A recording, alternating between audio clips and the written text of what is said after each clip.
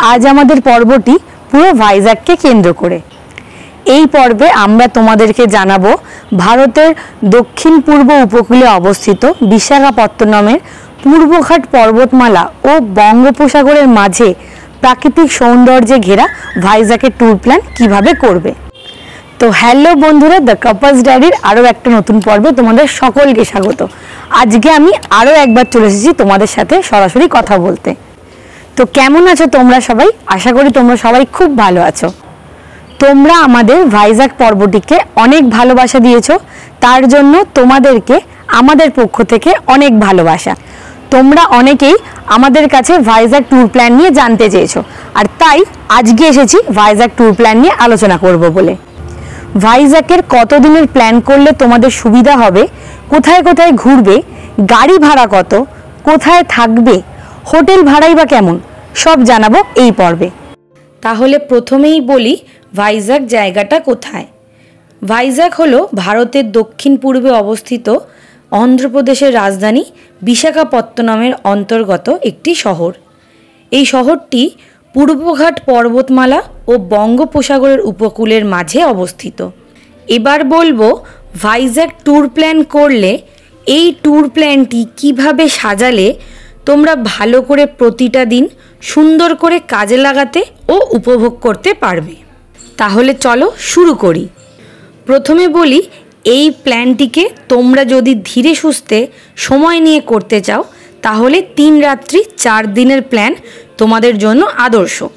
আর এখানে যাওয়ার জন্য শীতকাল হলো সবথেকে আদর্শ সময়।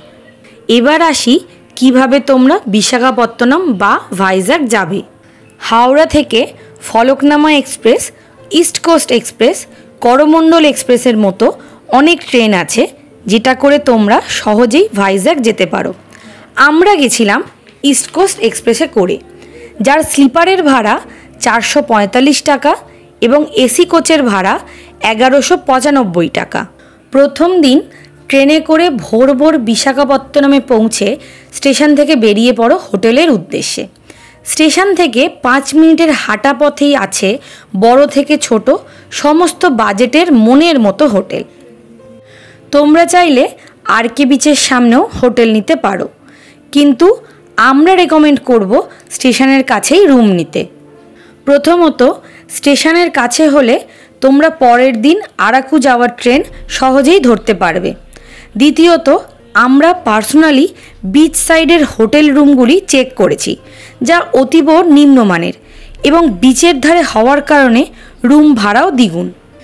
আমরা ছিলাম হোটেল রয়্যাল রাজস্থানে, যার রুম রেট 800 থেকে 1000 নন এসি আর 1500 এসি, যার নাম্বার আমরা স্ক্রিনে ও ডেসক্রিপশানে দিয়ে দিলাম, তোমরা চাইলে যোগাযোগ করে নিতে পারো।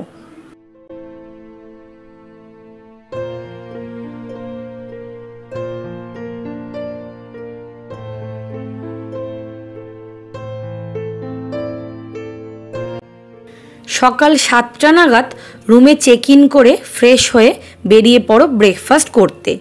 ব্রেকফাস্ট তোমরা হোটেলের নিজস্ব রেস্টুরেন্টেও করতে পারো, আবার পথের ধারে অনেক ছোট বড় ব্রেকফাস্টের দোকান আছে যেখানে যথেষ্ট হাইজিন মেনটেন করে খাবার সার্ভ করা হয়।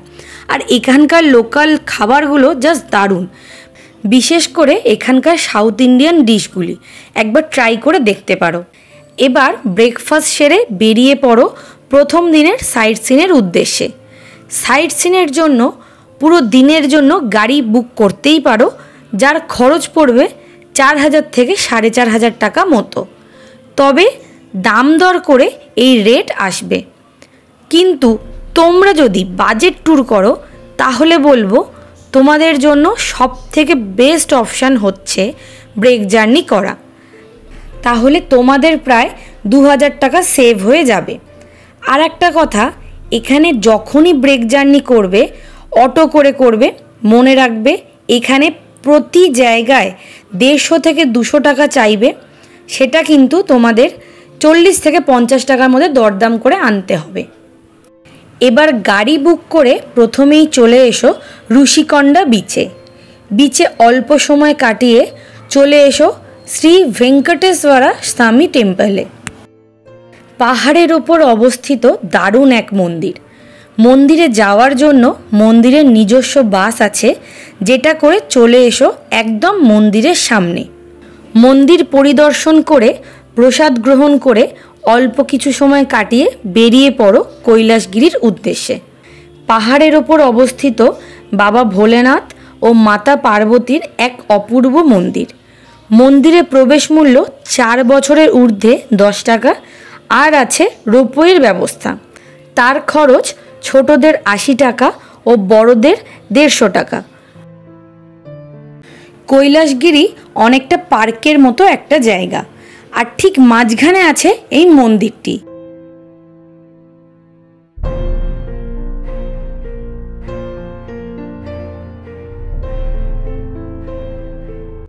পুরো জায়গাটা ঘুরে যদি হয়ে যাও ক্লান্ত, সেক্ষেত্রে এখানে রেস্টুরেন্টেরও ব্যবস্থা আছে, তোমরা খাওয়া দাওয়া করে নিতে পারো। আর এখানে আছে টয় ট্রেনেরও ব্যবস্থা।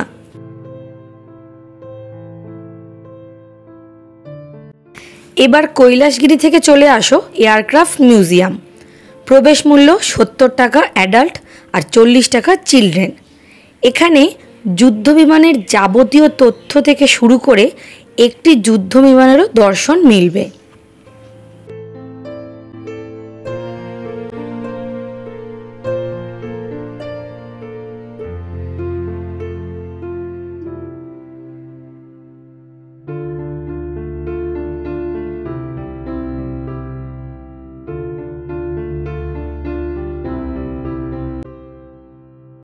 এয়ারক্রাফট মিউজিয়ামের অপর পাড়েই রয়েছে সাবমেরিন মিউজিয়াম।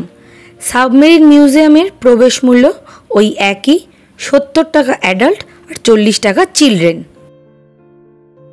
এখানে একটি সাবমেরিন তোমরা দেখতে পাবে, সঙ্গে তার যাবতীয় তথ্য তোমরা জানতে পারবে।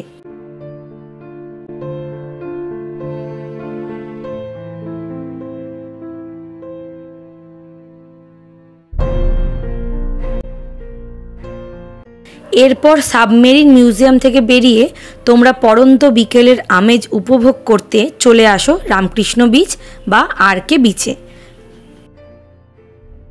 সেখানে ঘণ্টাখানেক সময় কাটিয়ে তাড়াতাড়ি হোটেলে ফিরে এসো, কারণ পরের দিন সকাল সকাল আরাকুর উদ্দেশ্যে বেরোতে হবে।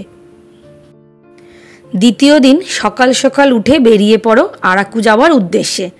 আরাকু যাওয়ার ট্রেন ঠিক 6টা 45-এ টাইম। জেনারেল টিকিট 50 টাকা আর সেকেন্ড সিটিং 65 টাকা করে। তাড়াতাড়ি স্টেশনে এসে ব্রেকফাস্ট করে বেরিয়ে পড়ো আরাকুর উদ্দেশ্যে। ট্রেন থেকে প্রাকৃতিক দৃশ্য আর বলার কথা রাখে না, আর যদি ভিস্তাডোম কোচ হয় সেই ফিলিংসটাই আলাদা। তবে আমরা আশ্বাস দিচ্ছি, ভিস্তাডোম কোচ না পেলেও নিশ্চিন্তে জেনারেল কোচে একই মজা পাবে। ট্রেন থেকে নেমে পড়ো বোরাগুহালু স্টেশনে। সেখান থেকে অটো বা গাড়ি বুক করে নাও।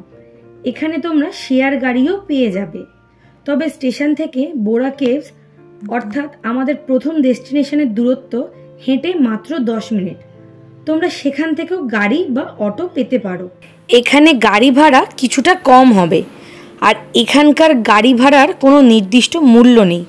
2000 থেকে 5000 চেয়ে থাকে, তোমাদের দাম দর করে কমাতে হবে। আমরা দুজন স্টেশন থেকে 1500 টাকায় অটো বুক করে এসেছিলাম এবং এরা 7টা পয়েন্ট ঘোরাবে সেটা বলেছিল। তাহলে প্রথমেই চলে এসো বোরা কেভস। এই গুহাটি ভারতবর্ষের বৃহত্তম গুহাগুলির মধ্যে অন্যতম। গুহাটি ভালো করে ঘুরে বেরিয়ে লাঞ্চ করে নাও, কারণ এরপরে আর কোনো ভালো লাঞ্চ করার জায়গা কিন্তু পাবে না।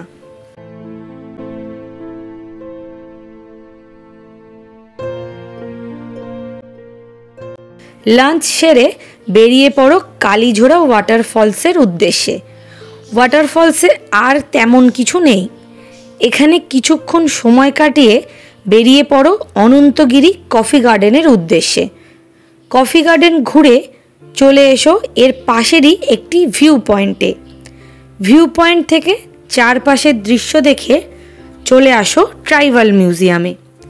এখানে প্রবেশ মূল্য অ্যাডাল্ট 50 টাকা আর চিলড্রেন 30 টাকা করে পড়ে। এখানে একটা প্রাকৃতিক গ্রাম্য পরিবেশের সৃষ্টি করা হয়েছে। সঙ্গে এখানকার স্থানীয় লোকেদের আদিমকাল থেকে সময়ের বিবর্তনের প্রতি সময়কালের বেশভূষা, সামাজিক রীতিনীতি সব দেখতে পাবে এখানকার মিউজিয়ামে।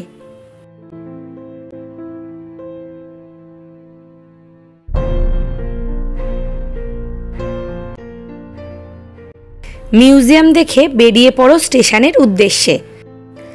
ট্রেন 3:45-এ, টিকিট ভাড়া এখান থেকে 60 টাকা করে। ট্রেনে করে ফিরে চলে আসো বিশাখাপত্তনম। একইভাবে শেষ করো তোমাদের দ্বিতীয় দিন। তৃতীয় দিন সকালে ব্রেকফাস্ট করে বেরিয়ে পড়ো ফিশিং হারবারের উদ্দেশ্যে। ফিশিং হারবার বেলা 12টায় বন্ধ হয়ে যায়, তাই চেষ্টা করবে ওখানে আগে যাওয়ার। এখানে তোমরা বোটে করে সাগরে একটু ভ্রমণ করে নিতে পারো। এরপর চলে আসো রোজ হিল চার্চে। চার্চের শান্ত পরিবেশে কিছুক্ষণ সময় কাটিয়ে চলে এসো ইয়ারাডা বিচে। এখানে আর বিশেষ কিছু বলার নেই, এখানে কিছু সময় কাটিয়ে নিতে পারো। এবার আসি দুটো জায়গা নিয়ে, সেটা হলো হিন্দুস্তান শিপইয়ার্ড আর ডলফিন নোজ। প্রথম হিন্দুস্তান শিপইয়ার্ড নিয়ে কিছু বলি।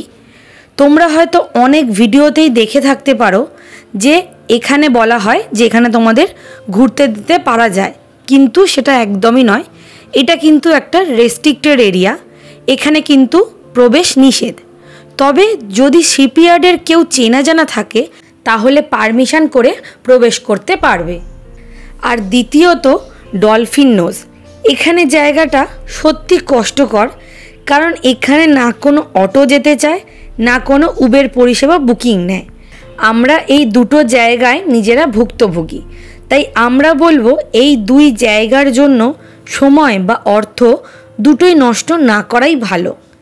এবার ফিরে আসো হোটেলে। চতুর্থ দিন সকালে ব্রেকফাস্ট করে আরকে বিচে সময় কাটাতে পারো। চাইলে সেরে নিতে পারো সমুদ্র স্নান। তারপর ফিরে আসো হোটেলে। দুপুরের লাঞ্চ সেরে রেস্ট করে নাও। সন্ধ্যাবেলায় একদম ফ্রেশ মাইন্ডে চলে আসো স্টেশন, কারণ এবার বাড়ি ফেরার পালা। এবার বলি এই পুরো ট্যুরে তোমাদের দুজনের হিসাবে কম বেশি কেমন খরচ হতে পারে। প্রথম হলো দুজনের আপ ডাউন টিকিট 1780 টাকা। রুম হিসেবের সুবিধার জন্য আমি 1000 টাকা করে ধরলাম, 4 দিনের 4000 টাকা। ভাইজ্যাকের গাড়ি ভাড়া 1700 টাকা। আরাকুর গাড়ি ভাড়া অটো নিলে 1500, আর শেয়ার কার করলে 3 থেকে 4000 টাকা। আরাকুর ট্রেনের টিকিট ভাড়া 250 টাকা, আর টোটাল খাওয়া খরচ 2500 টাকা। আর এক্সট্রা খরচ ধরো যেমন রোপওয়ে আছে, বিভিন্ন জায়গায় এন্ট্রি ফিজ আছে, তাতে আরও 1000 টাকা। এইভাবে যদি তোমরা বাজেট প্ল্যান করো তাহলে কম বেশি 13,000 টাকায় দুজনের ভাইজ্যাক ভ্রমণ খুব ভালো করে হয়ে যাবে। তাহলে এইভাবে ভাইজ্যাকের প্ল্যান করলে তোমরা প্রতিটা দিন ভালোভাবে কাজে লাগাতে ও উপভোগ করতে পারবে। আশা করি আমরা তোমাদের সম্পূর্ণ তথ্য দিতে পেরেছি। আর কিছু জানার হলে অবশ্যই কমেন্টে জিজ্ঞেস করো। তাহলে আজকের পর্বটা কেমন লাগলো অবশ্যই জানিও। ভালো লাগলে একটা লাইক করো, কমেন্ট করো, শেয়ার করো। আর যদি চ্যানেলে নতুন হও তাহলে অবশ্যই সাবস্ক্রাইব করে বেল আইকন প্রেস করে আমাদের পরিবারের সদস্য হয়ে যাও। তাহলে আজকের মতো বিদায়, দেখা হবে পরের এক নতুন পর্বে।